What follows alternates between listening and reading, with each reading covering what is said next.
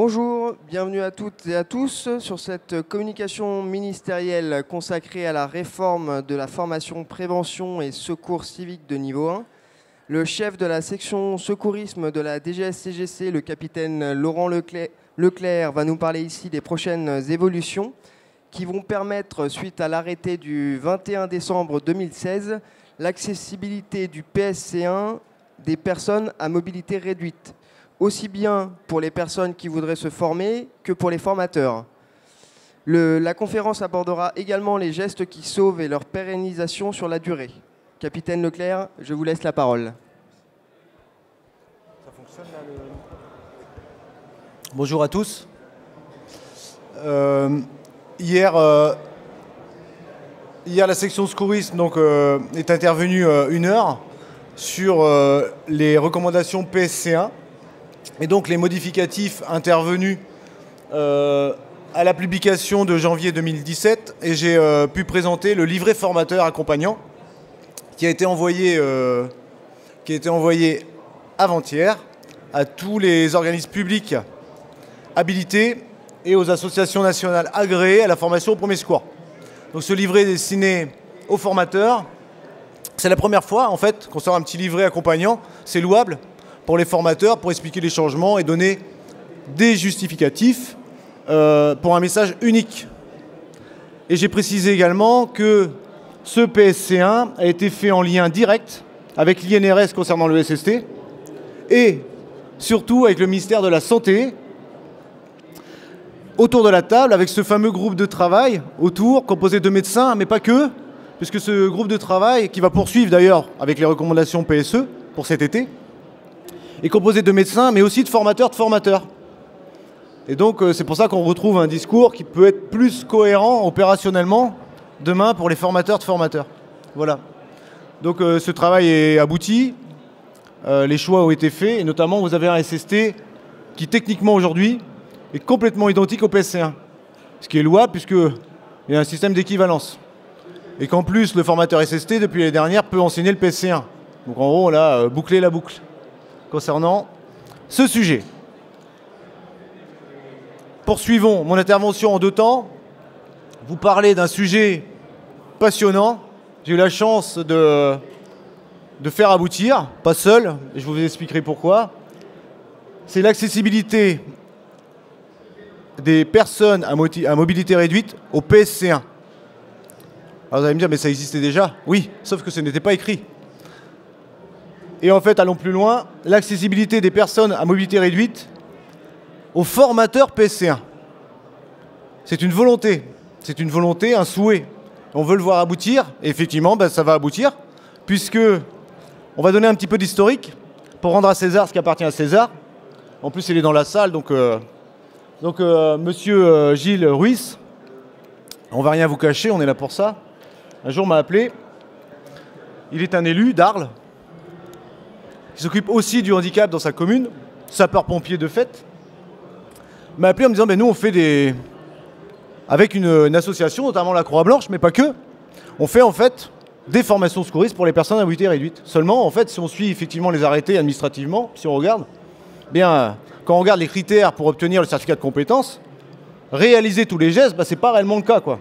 Et en fonction finalement de sa mobilité réduite, et pas seulement du handicap d'ailleurs, parce qu'on peut être personne à mobilité réduite pour un laps de temps. Eh bien, si on suit réellement ça, administrativement et réglementairement, on ne pourrait ne pas délivrer le certificat de compétence. Sauf que ça va à l'encontre totale de ce qu'on veut dans la formation grand public. Puisque seul l'objectif compte. De même que l'apprenant pour un formateur d'ailleurs. Et donc nous avons convenu, et je l'en remercie, et en contact direct avec l'Association des paralysés de France et les associations qui ont travaillé dans ces sessions expérimentales, dont certains formateurs que je connais personnellement m'ont contacté. On a travaillé, on a fait aboutir ce projet qui aboutit à cet arrêté, finalement, qui va être l'arrêté du 21 décembre 2016, modifiant l'arrêté donc du PSC1 de 2007, qui tombera au journal officiel très prochainement. Il est tout simplement, et on ne cache rien, à la signature de l'Outre-mer, puisqu'elle est applicable en Polynésie, mais le ministère de la Santé, il a déjà signé. Donc on n'a plus qu'à le mettre finalement au journal officiel. stipulant la chose suivante, que l'annexe 3, en fait, de délivrance du certificat de compétence PSC1 est modifié de la façon suivante. C'est le deuxième critère qui est modifié. Au lieu de réaliser tous les gestes de premier secours au cours des phases d'apprentissage, eh bien, on a rajouté finalement 2 mots, fait réaliser ou réaliser. Ce qui est très simple. Et ensuite, c'est une affaire de formateur, mais pas que, une affaire d'apprenant aussi, puisqu'il suffit de changer de technique pédagogique pour arriver à l'objectif. Et donc, il n'y a rien d'autre à faire que ça. C'était tellement simple. Il fallait juste en fait lancer et avoir des personnes compétentes, motivées, pour atteindre un objectif facile et rapide. Et ensuite, je me faisais foi de remplir l'objectif ministériel via ma hiérarchie pour arriver à ça. Et donc, c'est fait, tout simplement. Et en fait, c'est déjà en œuvre. C'est d'une logique implacable. Il faut, en fait, avoir des personnes à mobilité réduite en élèves PSC1, mais pas que. Il faut des formateurs PSC1, personnes à mobilité réduite, pour plein de raisons, en fait, qui elles-mêmes forment des valides et inversement. Tout simplement, ce ne sont que des techniques pédagogiques, en fait, de miroir, de faire, pour atteindre exactement le même objectif. Donc c'est déjà le cas, on est encore en expérimentation dans certains départements, certaines associations, mais c'est applicable immédiatement. C'est une question de formateur, tout simplement, et de public. Donc allez-y, allez-y. Pour information, en fait, on ne va pas alourdir le dispositif. Donc en fait, pour les organismes habilités et associations nationales agréées disposant, bien entendu, de la décision d'agrément PSC1, c'est quand même au renouvellement du référentiel, il y aura juste une annexe à ajouter expliquant la démarche pédagogique. Et effectivement, la démarche pédagogique peut être différente. Certains vont être plusieurs formateurs, d'autres vont rajouter quelques heures, d'autres, en fait, vont utiliser leur sac pédagogique par des effets miroirs, des techniques pédagogiques nouvelles. Allez-y, proposez. Nous sommes très alertes à recevoir ces techniques pédagogiques, point. Donc il n'y a pas une décision d'agrément, ce serait contradictoire d'ailleurs, une décision d'agrément de formation différente. Le certificat de compétence, aucune différence non plus. L'arrêté, aucune différence. Les compétences, aucune différence. Et finalement, la boucle est bouclée pour arriver à ça. Donc c'est uniquement pour les organismes, au renouvellement de la décision d'agrément où on aura une petite annexe. En fait, ça nous permet aussi de suivre un peu et puis aussi de découvrir. De découvrir aussi du terrain, au niveau ministériel, ce qui se passe et apprendre des choses parfois. Des choses très, très bonnes qui se font par les formateurs, qui ont été créées dans certaines entités et qui sont parfois appliquées après au niveau national par des arrêtés. Donc ça nous intéresse d'avoir un peu ce qui se crée au niveau pédagogique. Puisque terminé le temps, je l'espère, du BNPS, où on nous apprenait que c'était l'introduction, étude de cas, enfin, introduction, objectif, étude de cas, merci les collègues, démonstration en temps réel. Bon non, c'est pas comme ça aujourd'hui. On apprend au formateur, on lui donne un sac pédagogique, choisissez à l'intérieur de ce sac, en fonction de vos compétences, en fonction de votre expérience, mais pas que, et surtout en fonction du public, quoi, et arriver à l'objectif. Alors parfois c'est plus long, parfois c'est plus court, ça dépend. On est exactement là-dedans, exactement. On ne change rien. Et dans la foulée, j'espère que je serai présent, on veut rapidement, c'est une précision réglementaire, il n'y a rien à modifier à l'arrêté d'août 2012 concernant la pédagogie initiale commune de formateurs et à l'arrêté de la PAE-FPSC pour que les personnes à mobilité réduite puissent se présenter à la PAE-FPSC. Il n'y a rien à modifier. Donc quand il n'y a rien à modifier, on ne le fait pas. On vous informe, on communique par ce vecteur le fait que oui, les personnes à mobilité réduite doivent accéder à la formation de formateur PSC. Voilà. Et je viendrai, pas comme moi j'espère, voir avec grand plaisir en fait ceci. Je vais vous montrer quelques photos, si j'arrive à... Hop. Sinon je fais appel à un ami. Merci. Voilà. Merci beaucoup. Voilà. Donc ça c'est les personnes citées qui sont dans la salle et je leur remercie, je te remercie Gilles encore pour ce projet qui a abouti. Voilà en fait la dernière formation, l'une des dernières formations donc à Arles avec ces fameux formateurs, la Croix-Blanche, enfin la délégation affiliation de la Croix-Blanche du département. Et voilà exactement le résultat avec... hop, je peux...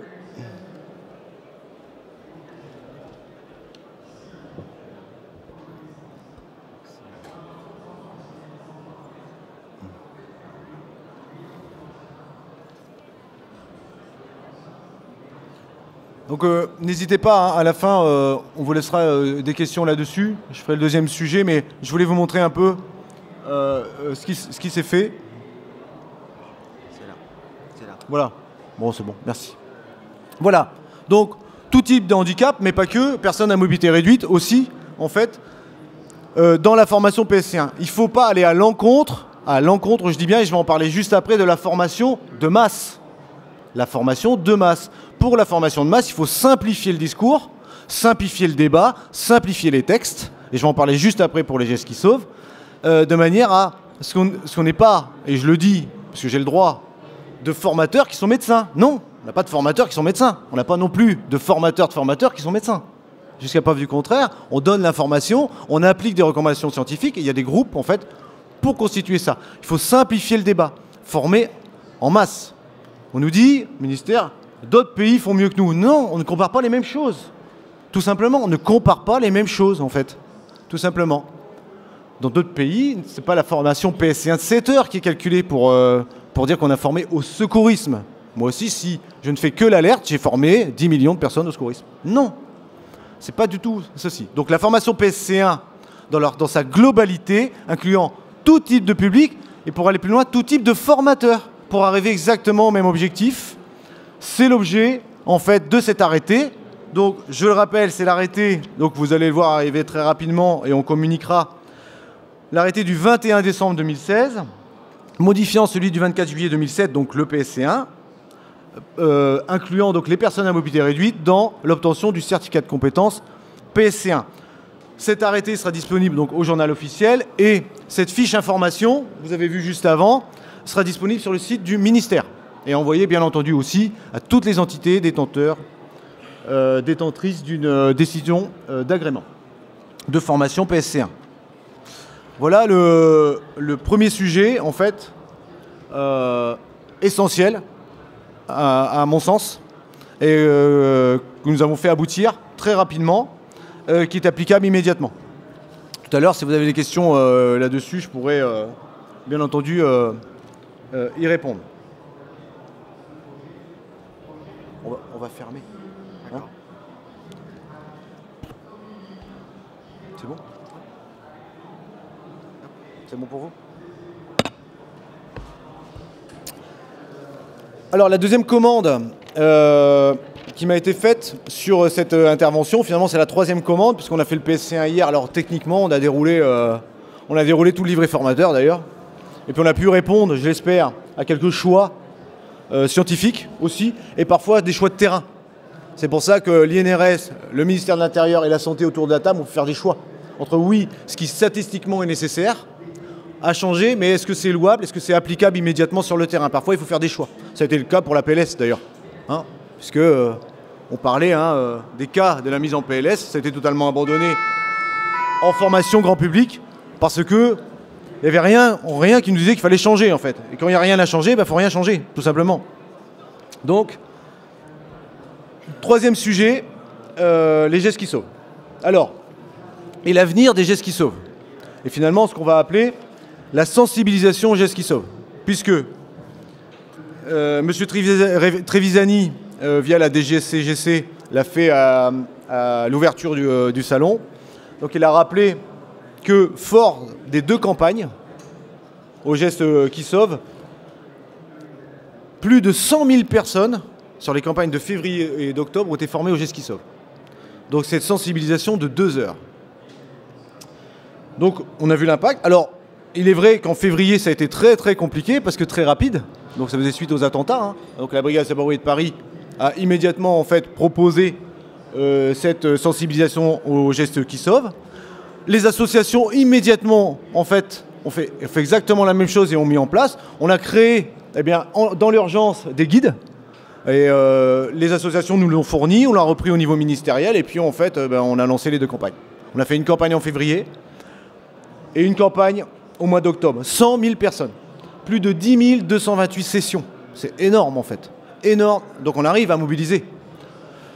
Et finalement, la réflexion avec le groupe de travail là-dessus est fort, parce que c'est un intérêt de la circulaire interministérielle de septembre entre le ministère de l'Éducation nationale et le ministère de l'Intérieur, reprenant finalement les arguments entre 2000 et 2010 sur apprendre à porter secours en primaire, les gestes qui sauvent pour les élèves jusqu'en 3e et ou le PSC1 pour ces mêmes élèves, avec un objectif à atteindre, avec des moyens. Vous allez voir que tout a un lien. Ensuite, concernant les formateurs, c'est 100% des élèves de 3e au geste qui sauve et un pourcentage, bon 50% la première année au PSC1, 60% la deuxième année, etc., etc. Et en attendant, en fait, on donne les moyens. Alors quels moyens? Eh bien déjà, on donne la possibilité aux formateurs SST, sous l'égide des entités disposant de l'agrément PSC1, de former le PSC1. Ce qui est logique. Formateur SST, 56 heures de formation. Le formateur PSC1, 50 heures de formation. Formation strictement identique. Puisque maintenant les techniques sont exactement les mêmes entre l'INRS et le PSC1, le formateur SST, oui, enseigne et le SST sous l'égide de ces entités habilitées au SST niveau 1, mais il enseigne aussi le PSC1 sous l'égide des associations nationales agréées ou des organismes publics habilités à enseigner le PSC1. Donc là, on l'a gagné. Déjà, et pour les formateurs qui sont dans ce cadre-là, des apprenants, eh bien, pensons qu'à l'apprenant, eh bien, ce formateur SST n'a pas à faire 50 heures de formation pour devenir formateur PSC1, c'est illogique. Donc, il enseigne le PSC1. Alors déjà, l'éducation nationale, mais on n'imagine pas que l'éducation nationale, le nombre de formateurs, en fait, que nous avons gagné pour enseigner le PSC1. Très bien. Donc on est parti de là, puisque techniquement, maintenant, c'est la même chose. On s'est dit, ben, allons plus loin. Cette campagne de gestes qui sauvent va être pérennisée. Elle va être pérennisée par un arrêté. Et quand on crée un arrêté, on en supprime un autre. Ah ben là, on l'a fait mieux, on va en supprimer 2 autres. On va supprimer les 2 arrêtés AMD, alerté, massé, défibrillé. L'arrêté de 2009 du ministère de la Santé, c'est pas moi qui le supprime, hein, pas du ministère de la Santé, mais je sais qu'on va le supprimer ensemble. Et bien entendu, l'arrêté de 2010 de l'intérieur sur l'AMD. Et dans le même temps, ces fameuses recommandations AMD, qui sont devenues complètement obsolètes, par ailleurs. Pourquoi ? Pour une raison simple. Déjà, c'est que opérationnellement, il est inconcevable aujourd'hui, après l'installation d'un défibrillateur, parce que l'AMD, il était au départ fait pour ça. On installe un défibrillateur quelque part, que ce soit dans une entreprise ou dans un ERP ou sur un lieu public extérieur, ben on formait, on sensibilisait les personnes à l'utilisation d'un défibrillateur et aussi, eh bien, dans la foulée quand même, à faire la RCP et à alerter. Voilà, en gros, on était à peu près ça. Alerter, masser, insuffler et défibriller. Sauf qu'entre les deux, il s'est passé quand même pas mal de choses techniques. Et finalement, ben, qui peut le plus, peut le moins, là on était plus dans le moins. C'est-à-dire que les insufflations, par exemple, au lieu de dire que si on est formé, il faut les faire parce que c'est quand même louable pour la victime, on en est arrivé sur le terrain et c'est logique, ben en fait on fait plus d'insufflation. Comme ça résume. Ce qui est logique, dans le fond, parce que les personnes installant les défibrillateurs ne sont pas automatiquement, pour faire la sensibilisation derrière, ben, formateurs. Et d'ailleurs formateurs en quoi que ce soit. Alors quand même pour expliquer défibrillateur, je ne prends pas ce métier, mais pour expliquer alerter, masser, défibriller, c'est quand même bien de connaître les recommandations pour enseigner l'alerter, masser, défibriller, surtout quand les recommandations elles changent. Et c'est quand même subtil. Si un formateur PSC1 on met 50 heures à le former, un formateur SST 56 heures, un formateur premier secours 70 heures, c'est qu'il y a sûrement de bonnes raisons. Opérationnellement parlant, il est inconcevable aujourd'hui, fort de ça, d'apprendre à quelqu'un à alerter, masser, défibriller sans lui avoir appris en amont à arrêter une hémorragie. Ça serait quand même fou. Donc, pour ne pas multiplier les formations, nous abrogeons, donc le ministère de la Santé abroge l'arrêté de 2009, l'Intérieur abroge l'arrêté de 2010, et donc le guide, le fameux guide AMD, qui doit dater de 2010, ben on l'abroge totalement. Et à la place, finalement, eh ben on a les gestes qui sauvent, tout simplement.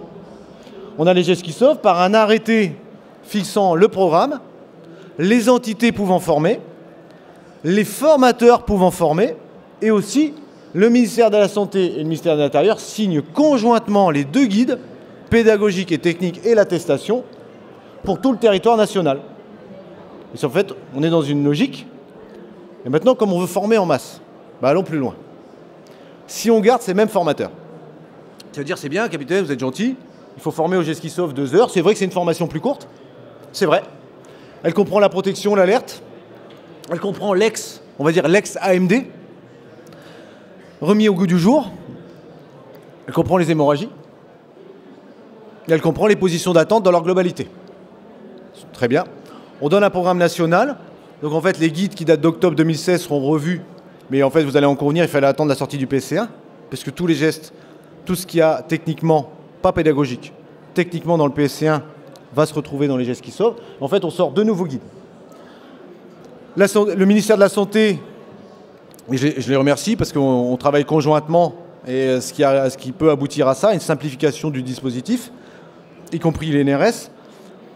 On signe conjointement les guides techniques, on signe conjointement l'arrêté et on signe conjointement l'attestation. Comme ça, tout le monde est content et on retrouve ces mêmes entités pouvant former au gestes qui sauvent qui seront, de façon assez simple, les services d'incendie de secours, c'est quand même louable, puisque c'est quand même les premiers qui ont ouvert les casernes le week-end sur le territoire national à faire gratuitement les gestes qui sauvent suite aux attentats. Donc quand même, on va leur permettre de continuer à le faire sans pour autant nous demander une décision d'agrément. C'est quand même fou. Donc on laisse aux services d'incendie et de secours le choix de pouvoir faire en caserne avec leurs sapeurs-pompiers de garde, voire plus, d'accueillir des personnes pour former aux gestes qui sauvent, puisque le guide est identique pour tout le monde. On va laisser, bien entendu, au tissu associatif le choix et l'opportunité, bien sûr, d'avoir cette formation complémentaire à former aux gestes qui sauvent, puisque de toute façon, on les connaît, ils sont agréés de formation. De même pour les organismes publics, les ministères, mais pas que. On a les organismes publics départementaux, les organismes publics nationaux, qui ont aussi des décisions d'agrément, l'opportunité de faire les gestes qui sauvent. Donc ça, c'est pour les entités. Et comme la santé, en fait, le ministère de la Santé, avec nous, on abroge l'AMD, on rentre les professionnels de santé à l'intérieur, enfin, de cet arrêté gestes qui sauvent.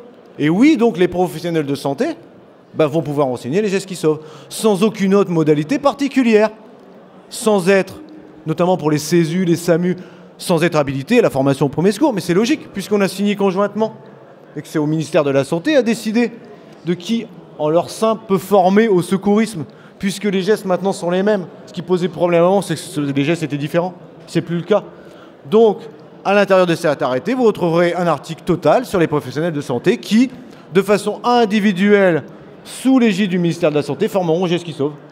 Oui, tout simplement. Ça règle en fait un problème global, national, avec ça. Ça, je réponds donc là pour les entités. Donc là, pour l'instant, on est dans une logique globale. Alors maintenant, pour les formateurs. Au sein de ces entités, quels formateurs peuvent former aux gestes qui sauvent? Là, on va descendre. Qui peut le plus, peut le moins. D'abord, le formateur premier secours. Parce que je vous rappelle que le formateur premier secours peut former un au PSE 1-2, par définition au PSC1, et donc par définition les gestes qui sauvent. Jusque-là, on est pas mal. Ensuite, le formateur PSC1, bien entendu. Le formateur PSC1 enseigne le PSC1, et donc les gestes qui sauvent. Très bien. Allons plus loin. Le formateur SST, il enseigne le SST. Alors là, sous l'égide soit de la même entité, si elle est habilitée au SST, ou sous l'égide d'une autre entité, qui est là habilitée au SST en son nom propre, mais surtout, il enseignera les gestes qui sauvent, dans ce cadre-là, le formateur SST. Sous l'égide de l'association, elle-même agréée, non pas au PSC1, non, à une unité d'enseignement, n'importe laquelle. Une entité qui devrait enseigner les gestes qui sauvent, sans pour autant avoir besoin du PSC1, elle ne va pas déposer un référentiel PSC1 pour faire les gestes qui sauvent, ce serait complètement fou. Donc, parce qu'il y a des entités en France qui ne forment qu'au PSE 1-2 et aux formateurs PS, parce que c'est au cœur de leur métier. Et ils n'en font pas de PSC1. Ces entités-là pourront former aux gestes qui sauvent. Pas besoin de déposer un PSC1 pour faire les gestes qui sauvent. Ça ne servirait à rien, cette décision d'agrément. Très bien. Donc ça, pour les formateurs SST, finalement, on reste logique. Si on restait comme ça, on avait un frein. On avait un frein à la formation de masse. Ces gestes qui sauvent sont destinés à quoi? Dans le dispositif de l'éducation nationale, c'est un dispositif qui reste, c'est apprendre à porter secours en primaire, les gestes qui sauvent et ou le PSC1. Ces gestes qui sauvent doivent être un tremplin vers le PSC1 qui doit rester le PSC1, la formation de base et complète d'un citoyen. C'est pour ça qu'elle a été revue, etc. Donc ça doit rester. Alors quand bien même, vous avez, tout le monde va, certains vont faire les gestes qui sauvent, vont s'arrêter là. Oui, c'est bien. Ils auront au moins les gestes qui sauvent. Et d'autres, parce que le programme est convenu comme ça, et les associations, les organismes publics le font très bien et mieux que moi, à la fin des gestes qui sauvent, on présente, alors en amont de la formation, qui on est, puis à la fin, on présente les autres formations possibles. Et là, on a, à mon avis, en élève GES qui sauve, et je me suis déplacé sur plusieurs formations, des futurs formateurs, des futurs bénévoles, des futurs opérationnels PSE1-2, des futurs PSC1. Parce qu'on leur rappelle que la formation GES qui sauve, il n'y a pas tout. Il n'y a pas la désobstruction. Il n'y a pas, en fait, certains cas concrets, parce qu'ils veulent être en cas de simulation. Ben là, les 2 heures, on ne peut pas faire ça. Donc en fait, c'est bien une entrée en matière vers le PSC1 de 7 heures. Donc ça, c'est assez important. Pour autant, il nous restait un frein à lever. Si on restait avec uniquement les formateurs PSC1, les formateurs PS, les formateurs SST, on avait un frein de formateurs. Un, à l'éducation nationale, parce que ça nous aurait pris du temps pour former plus de formateurs pour arriver à cette masse. Donc on s'est dit, mais pourquoi on n'ouvre pas enfin la formation citoyenne? Il n'y a pas de risque. Alors d'autant, si on parlait de la formation opérationnelle, ce n'est pas l'objet d'aujourd'hui, on aurait un autre débat. La victime est la même, le sauveteur est le même, qu'il soit pompier professionnel, bénévole, pompier volontaire, pompier militaire. La victime est la même, le geste est le même, la formation est la même. L'objectif est le même. Pour autant, pour les gestes qui sauvent, au niveau des formateurs, on avait un frein. Et on s'est dit, mais pourquoi on n'ouvre pas, tout simplement, aux autorités d'emploi l'opportunité de choisir leurs formateurs pour enseigner les gestes qui sauvent. Ces gens, on va quand même fixer des limites gauche et des limites droite, comme un bon militaire que je suis. Ça a été pour le groupe de travail de définir que, sous l'égide des entités précitées, c'est important, on est quand même sous une autorité d'emploi. 1, les associations agréées, 2, les organismes publics habilités, et on a dit le ministère de la Santé maintenant. Sous l'égide de ces personnes, de ces entités plutôt, qu'on connaît, ils sont dans le tissu associatif ou d'organismes publics au secourisme. On peut choisir en son sein, il y a une autorité d'emploi, une personne majeure, c'est important, c'est pour encadrer. Disposant d'un PSC1 à jour. Alors à jour de moins de 3 ans. On a pris moins de 3 ans parce que c'est en rapport avec d'autres arrêtés pour aller au formateur. Ou mis à jour. Mis à jour techniquement sur les nouvelles recommandations. Très bien. Et formé par l'autorité d'emploi. Donc en fait, si elle est formée, elle est choisie. Alors formée, ça veut tout dire et rien dire. Bah oui, mais laissons à l'autorité d'emploi le choix. C'est-à-dire, on n'est pas fou. C'est dit que si l'autorité d'emploi choisit un formateur, c'est que normalement, il a contrôlé et il est bon, quoi. Formés au référentiel des gestes qui sauvent. Alors je vais vous donner des exemples. Certains qui font du binômage. D'autres sont formés en présentiel à l'éducation nationale sur quelques heures, sur le référentiel des gestes qui sauvent. Et là, on élargit de façon très rapide, en fait, à des personnes qui, de base, ne sont pas formateurs tels qu'on peut l'entendre dans les arrêtés, la possibilité, sous l'égide de l'autorité d'emploi, de former aux gestes qui sauvent.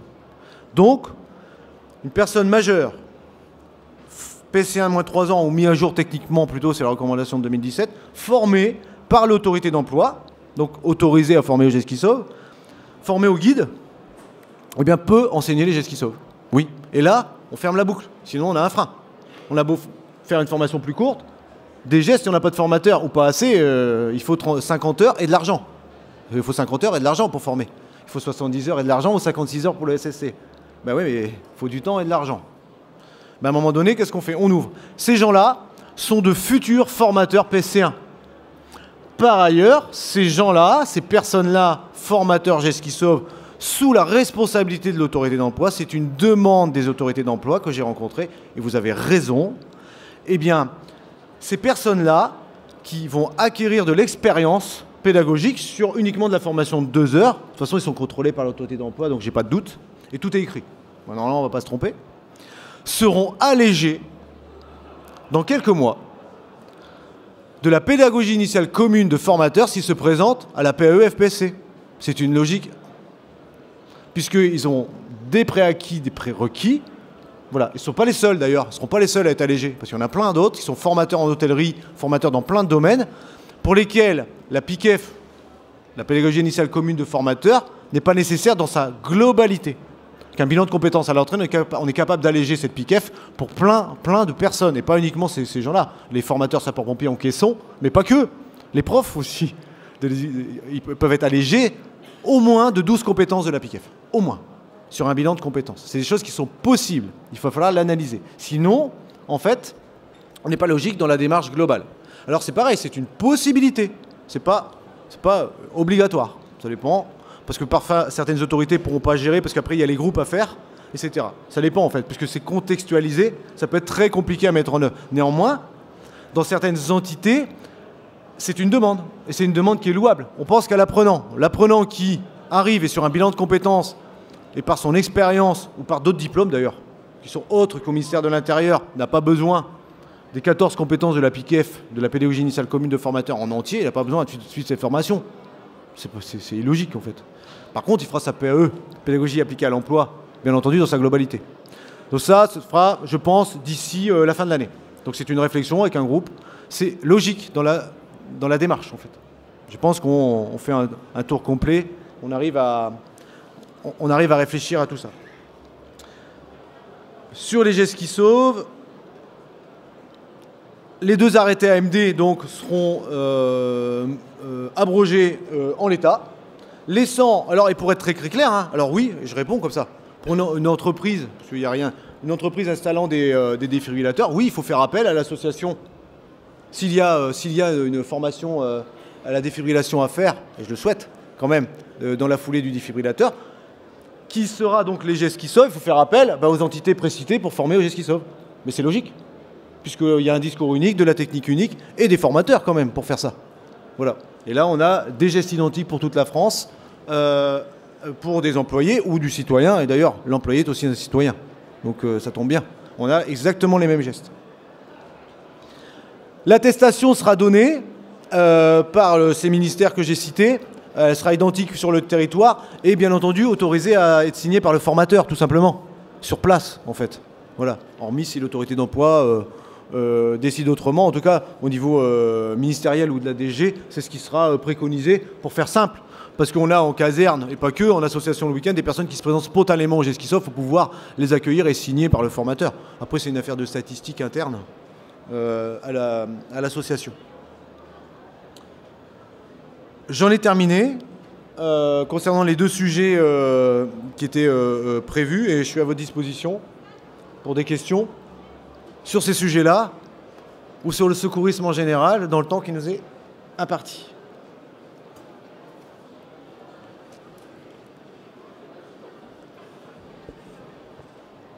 Je vais tenter.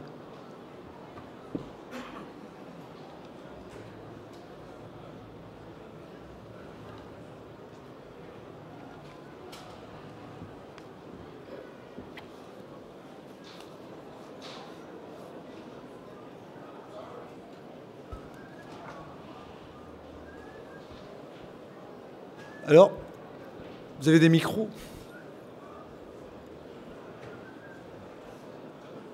Oui, on a récupéré le micro. Ah, alors je crois qu'il y a des questions. Bonjour, Émilie, je suis de la Haute-Savoie.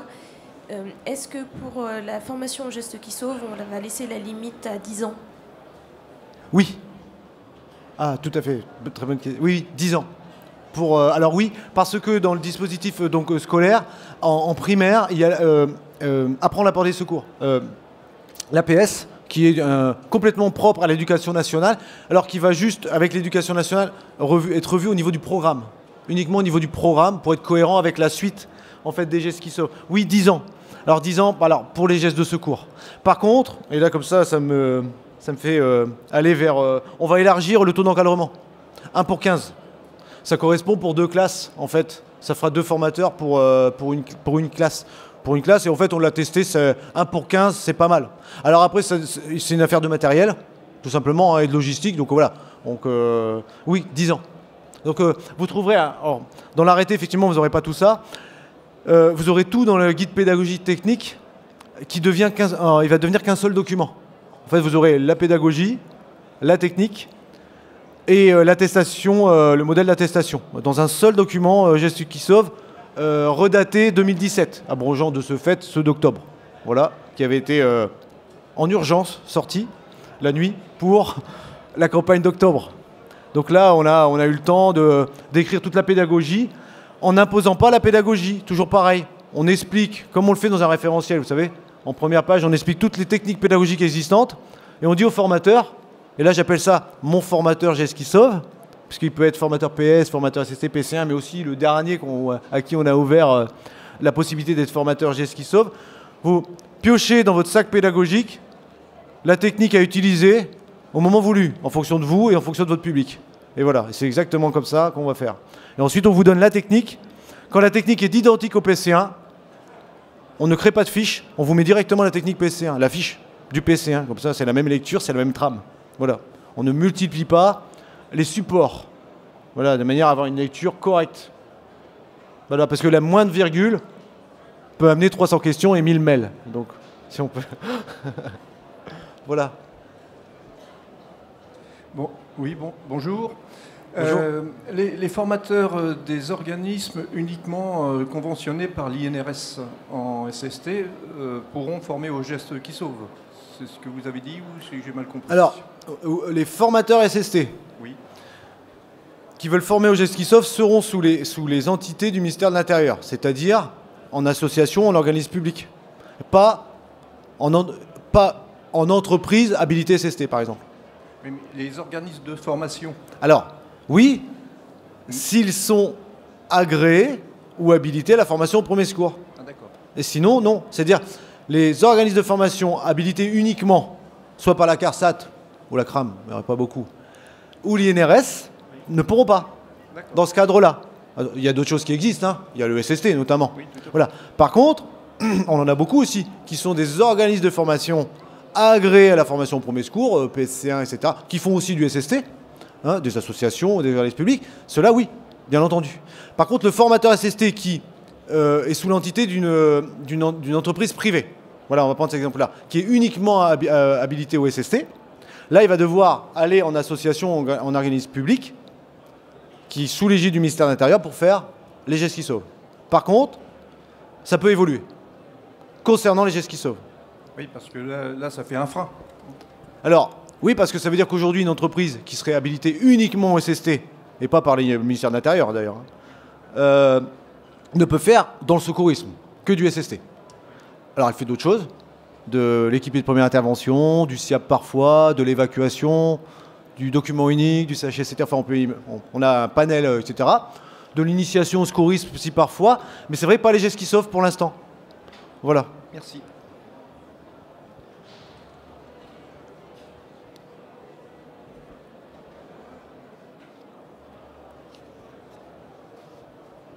Bonjour, je voulais juste savoir quel est le frein maintenant pour un formateur SST. Pourquoi n'a-t-il pas l'équivalence formateur PSC? Il a le droit d'enseigner, mais dans les textes, pour le moment, il n'est pas formateur PSC. Une très bonne question. Alors, je connais bien le dispositif SST. Alors, je vais vous répondre simplement, parce que ça ne servait à rien. C'est-à-dire qu'on entrait dans un dispositif très très lourd d'équivalence, ce qui n'est pas simple à mettre en œuvre. Je l'ai découvert. Et surtout que l'objectif, à la fin, en fait, je vais vous donner un frein à la fin, et qu'on a identifié, qu'on va lever très rapidement. Il y avait deux choix, madame, j'en conviens. Le premier choix, c'était de dire, on lui donne l'équivalence de la PICF, c'est-à-dire la pédagogie initiale commune de formateurs, et de la PAE FPSC. Il aurait fallu entrer en analyse, c'est-à-dire mettre en miroir des compétences d'un côté, donc des 56 heures du formateur SSC, et les 50 heures, PICF comprises, donc des 14 compétences PICF, qui sont de la pédagogie appliquée au secourisme, mais pas que, et des 2 compétences restantes pour la PAE FPSC. Il y avait ce choix-là, pour un intérêt qui est assez limité, avec un seul frein que je vais vous donner après. On s'est dit, mais pour faire plus simple, pourquoi on n'autorise pas tout simplement à enseigner le PSC1? Parce qu'aujourd'hui, qu'il n'ait pas l'équivalence, ou qu'il ait l'équivalence, il n'y a aucune différence en fait. Aucune. Je veux dire, sur le terrain, il n'y en a aucune. Sauf, on a découvert, et si c'est vrai, on va lever tout de suite ça, il peut y avoir un frein. Imaginons que ce formateur SST, qui fait maintenant donc du SST sous l'égide des entités qui parfois sont les mêmes, hein, mais pas toujours, habilité au SST, et puis parfois il fait aussi du PSC1 sous cette même entité qui est habilitée ou agréée au PSC1, ou sous une autre. Hein. Donc il peut être au sein d'une entreprise et faire du SST, et puis être dans l'association bénévole à côté, puis faire du PSC1. C'est vrai. Alors parfois on lui fait un petit module d'intégration, ce qui est quand même pas mal, ça dépend du public, et puis pour qu'il voit le référentiel PSC1 propre à l'entité, mais ça suffit largement, hein. Il est formateur, hein, il sait lire. Alors on m'a dit, oui, il faut faire vous savez, 2 jours de formation en interne, mais surtout pas. Laissez-le, il est très très bien formé. Et il va lire le référentiel et le lendemain, il est capable. Après, si on veut l'accompagner par un formateur sur la première, pour la subtilité du public, je veux bien. Mais jusqu'à preuve du contraire, il faut vous assurer, pour ceux, il y en a dans la salle, le formateur SST, il a l'habitude d'avoir du public difficile et différent. En entreprise, notamment, des gens très compétents, dans des domaines très spécifiques. Il faut dire que le formateur SST, parfois, vous savez, le secouriste à main nue, lui, il connaît. Même parfois sans outil pédagogique. Hein, avec un paperboard et des crayons, il est capable, oui, dans le cadre d'une entreprise, parfois il arrive, il n'a pas grand-chose, et il arrive tout à fait à remplir l'objectif. Donc ces formateurs SST, ils arrivent dans une association ou un organisme public, il faut les accueillir, leur montrer votre référentiel, leur parler de votre public, de l'association, ils sont capables totalement, sur vos outils, d'enseigner le PSC1 très très rapidement. Voilà. Le seul frein existant, on l'a vu après, on va résoudre ça très rapidement, un formateur SST qui, se trouvant en association et fait du PSC1 maintenant. Alors déjà, il faut juste son maintien des acquis, actualisation des compétences de formateur SST, bien sûr, tous les 3 ans, de 21h. Tant qu'il est à jour de MAC formateur SST, il enseigne et le SST et le PSC1. Il n'entre pas dans le cadre de la formation continue des formateurs PSC1 de l'année. Non, il a 21h tous les 3 ans, ça va, hein, ça lui suffit. Et c'est certificatif. Donc, il en a assez, on ne va pas alourdir, il en a largement assez. Après qu'il y ait des réunions pédagogiques en interne tous les ans pour les formateurs, c'est parfait. Mais il n'a pas besoin en plus, et c'est logique puisqu'il n'a pas l'équivalence. Donc normalement, puisqu'il n'a pas l'équivalence du diplôme, il ne peut pas se retrouver en formation continue d'un diplôme qu'il ne détient pas. Donc en fait, c'est logique. Seul frein, un formateur SST passe le PSE1-2. Il se dit, moi j'aimerais bien devenir formateur PS. Eh bien, les titulaires du diplôme de formateur PSC. Vous voulez en passer formateur PS. Dans l'arrêté formateur PS, c'est prévu. Où on peut les alléger. Ce qui est logique, parce qu'ils ont déjà la PICF. Et ça n'a pas été prévu pour les formateurs SST. Cela va être réparé. C'est le seul frein que nous avons identifié aujourd'hui. En fait, on s'est allégé, on a pu aller très très vite. C'est pour ça que cet arrêté, et je le sais parce que j'ai participé grandement avec mon adjoint à l'écriture de cet arrêté, seul d'ailleurs, eh bien, on l'a sorti très rapidement parce qu'il n'y avait aucun frein à le faire. Le formateur SST enseigne le PSC1, point. C'est simple. Dans le tissu associatif et organisme public. On va maintenant permettre au formateur SST, s'il veut se présenter, une fois qu'il a acquis le PSE1-2, au formateur PS, d'être comme un formateur PSC1 qu'on allège, c'est prévu. Donc voilà, c'est le seul frein que nous avons identifié aujourd'hui. Et s'il y en a d'autres, on est à votre disposition, notamment dans le cadre du SST, et via Sophie Giraudy de l'INRS, on échange beaucoup dans le cadre d'un allègement, s'il y a lieu d'alléger. Voilà, ce qui est logique. Ou d'étudier une équivalence. Mais pour répondre, parce qu'il n'y en a pas encore eu de questions, on a un peu de temps, et je laisse les organisateurs me guider là-dessus, toute équivalence est possible. De la FGSU 1, 2, de n'importe quel diplôme. La seule subtilité, c'est qu'à chaque fois qu'on a demandé au ministère de l'Intérieur, de la section secouriste, de réfléchir à une équivalence possible, ça a été le cas notamment pour les diplômes de sapeurs-pompiers, c'est que la demande vient de celui qui détient le diplôme, et qui demande au ministère de l'Intérieur d'étudier en fait une équivalence possible. C'est pour ça que les sapeurs-pompiers, dans le cadre de leur formation, pas que les sapeurs-pompiers professionnels, militaires, volontaires, eh bien, on s'est assuré que les compétences du PSE1-2, par exemple, étaient présentes dans le cadre de la formation initiale, y compris en formation maintien des acquis, et donc détiennent l'équivalence. Donc si demain, il y a des équivalences à étudier, pas de souci. Ce sera peut-être le cas demain de la FGSU, pourquoi pas, pour certains diplômes en secouristes, sauf que il faut que ce soit une demande en fait, du ministère de la Santé. Ensemble, étudions en fait ce qui est comparable en miroir, et puis décidons s'il y a des choses à modifier pour obtenir une équivalence. Aujourd'hui, ce n'est pas le cas. C'est pas en étude, parce que ça n'a pas été demandé, hormis individuellement. Et c'est vrai, j'ai souvent des questions de personnes qui sont titulaires de ces diplômes. Et donc nous, on est tout à fait aptes à étudier cette équivalence, à partir du moment où on a la demande en fait. Voilà.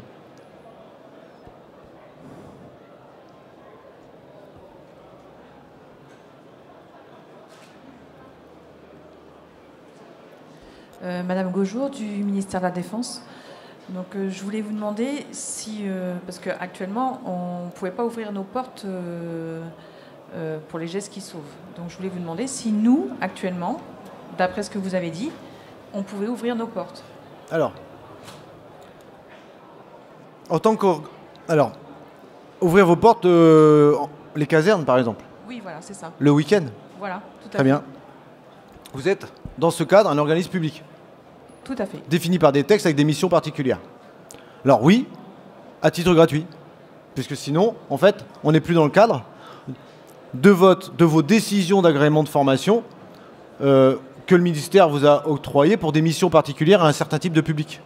Donc, puisque les casernes militaires, mais pas que, finalement, la police aussi en commissariat, etc., et les casernes de pompiers de Paris, les casernes en SDIS le week-end veulent ouvrir pour les gestes qui sauvent, oui, mais dans le cadre de leur mission à titre gratuit. Voilà. Et finalement, on va en complément du tissu associatif. Sauf, bien sûr, ordre contraire, c'est-à-dire une mission définie par des textes de référence. Et oui, dans ce cadre-là, vous pouvez ouvrir, bien entendu. De même qu'on peut ouvrir pour les familles. C'était ma deuxième question. Merci. De même qu'on peut ouvrir pour les familles, puisque en aucun cas on fait une concurrence au tissu associatif dans ce cadre-là. La seule subtilité, c'est parfois une affaire d'assurance qu'il faut définir. La gendarmerie l'a fait. Vous savez, pour accueillir des extérieurs, etc. Mais à partir de là, il n'y a aucun problème d'utiliser, je comprends votre question, votre agrément de formation, en gros, pour un autre public que celui qui a été défini au moment où vous l'a donné. C'est ça. Exactement. Mais en famille, on ne s'écarte pas. En gros, pour être très clair, vous ne répondez pas à un appel d'offres, quoi. Non. Bon, bah voilà. C'est Donc à partir de là... Juste pour former les familles ou alors sur les gestes qui sauvent pour l'environnement Exactement. autour de notre caserne. Tout à fait, et ça c'est tout à fait possible. Voilà. Et la seule, parce que les gendarmes, on a travaillé dessus, il y a, mais vous connaissez ça mieux que moi, je sais, ces fameuses conventions, lorsqu'on accueille des extérieurs, vous savez, pour les consignes d'évacuation et les assurances, ça se fait très simplement par un transfert, souvent, de responsabilité individuelle, mais il faut le faire. Oui, tout à fait. Voilà, surtout en milieu c'est militaire. notre chargé de prévention. Je sais, voilà. Merci.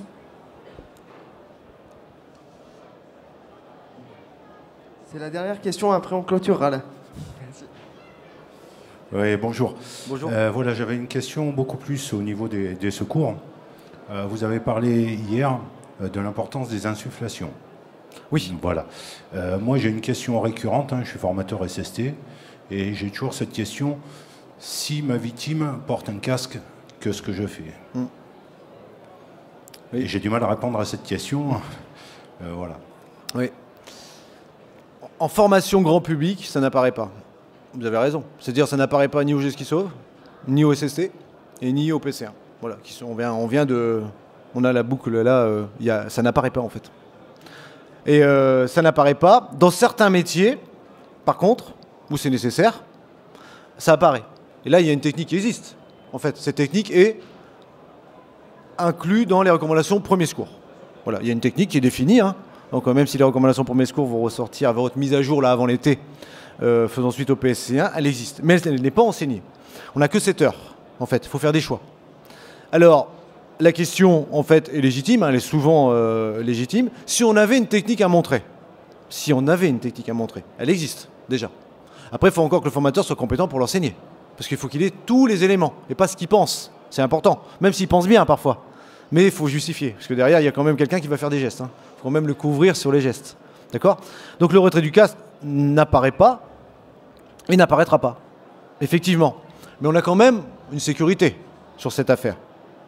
C'est que l'alerte des secours, en fait, elle est essentielle, on l'a dit hier, elle est rapide, elle peut même être faite maintenant, et on l'a écrit noir sur blanc, c'était déjà le cas, par un témoin, formé ou non formé.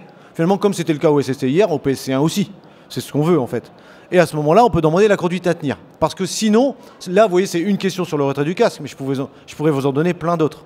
Et vous voyez, en 7 heures, c'est complètement impossible. Parce que sinon, je peux aussi vous donner, c'est le cas en SST, mais ils ont 12 heures. Je pouvais aussi parler du retournement. Je pourrais vous ajouter, en fait, plein, finalement, de cas, où il faudrait une technique. Et c'est sans fin. En fait, on fait des choix. On pourrait parler de la sortie d'un véhicule. On pourrait parler et revenir, en fait, vous savez, à ces fameuses sorties qu'on apprenait. Voilà, il y a les plus anciens que moi en face. Ces fameuses sorties de véhicules qu'on apprenait. Sauf qu'à un moment donné, ce PC1 est en 7 heures, il faut faire des choix. C'est vrai que le formateur, parfois, se retrouve à dire bah, « qu'est-ce que je dis ?» Alors, en fonction de ses compétences, il sait répondre. Il sait répondre. En tout cas, le discours national formatif, c'est oui, il existe des techniques pour retirer les casques. C'est vrai. On les apprend en fait dans d'autres types, parce qu'il faut être plusieurs, de façon classique. Hein. Je sais qu'il y a une technique à 1, on est d'accord. Hein. Mais il faut être plusieurs pour retirer un casque, parce qu'il y a des risques. Alors, risque, oui. Sauf que pour vérifier que la victime respire, il faut retirer le casque. Vous êtes face à un citoyen. Le citoyen, il ne faut pas qu'il fasse de gestes. C'est la seule chose qu'on lui demande d'ailleurs. De gestes ayant aggravé l'état de la victime. Et encore, dans ce cadre-là, il faut, s'il a aggravé l'état de la victime, il faudrait encore qu'il l'ait fait exprès. Voilà, ça résume, comme ça. Eh bien, on a laissé, c'est voulu hein, en fait, hein, on a laissé ça comme ça en se disant, ben, s'il doit retirer le casque, les secours lui auront dit par téléphone. C'est vrai, mais c'est voulu. Et finalement, on a protégé le citoyen. Le citoyen, formé ou non formé, n'a aucun risque. Aucun. Aucun risque à faire des gestes de secours. Aucun. Si on met un retrait du casque, déjà, on alourdit, la formation du formateur, parce qu'il faut bien lui enseigner d'abord enseigner au formateur. On alourdit les 7 heures du PC1. Il faut apprendre plusieurs techniques sur le retrait du casque. L'intégrale, pas l'intégrale, on n'y est plus. Et en plus, je pense, hein, je suis sûr que je ne suis pas le seul à le penser dans la salle, le personnel compétent, on ne couvre pas là, dans ce cadre-là, le citoyen au geste de secours. Ça devient litigieux en fait. Je le retire pas, sur quelle technique. Les secours lui disent de le retirer, puisque le formateur doit dire. De toute façon, tout ce qui n'est pas dans le référentiel, vous demandez au secours, il vous donne la conduite à tenir. Eh bien voilà, retirez-le. Très bien.